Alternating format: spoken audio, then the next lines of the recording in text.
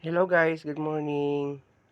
Mao gyud ni resulta guys sa mga anak nga kanang og di matulog ang ginikanan, di pud matulog. Tanawa guys. Alas 7 na pasado guys, tulog pa.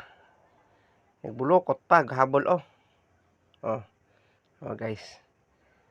Mo ni resulta guys, mo nang kamo guys, ug namoy mga anak. Ayaw ninyo kanang kuana.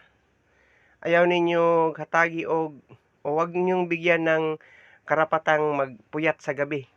Pag nagpupuyat ang mga magulang, dapat tulog lang mga anak. Tingnan mo guys. Gagalaw-galaw lang guys, pero ewan ko dito guys. Tapos ako magbihis guys, pupunta na ako ng tindahan, pero siya hindi pa siya gising guys oh. Sama man namin to sa tindahan guys, kasi iiyak man to dito guys. Ewan ko dito guys, ay ano nangyari dito sa anak namin to. Tingnan nyo guys. Tulog na tulog na tulog na tulog talaga. Nakakumot pa yan guys. Sa gabi guys, ano yan siya? Nangaagaw yan siya ng kumot. Yan. Tingnan nyo guys. Tingnan nyo. Doon natutulog si Dad Anton. Dito ako natutulog sa tabi. Tingnan nyo kung gaano kalaki na lang yung higaan namin guys. Kasi siya, ganyan yan siya guys. Para kaming letter H.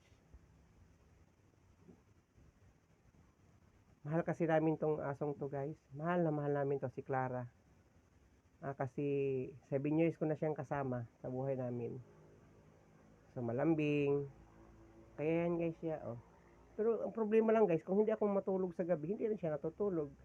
Kung nandun ako sa labas, nandun siya sa labas. Pag nagla-live ako guys, ano din siya. Nandun rin siya. Kaya guys, pakiusap ko lang sa inyo, pag may mga anak kayo, huwag nyong hayaang magpuyat sa gabi. Salamat!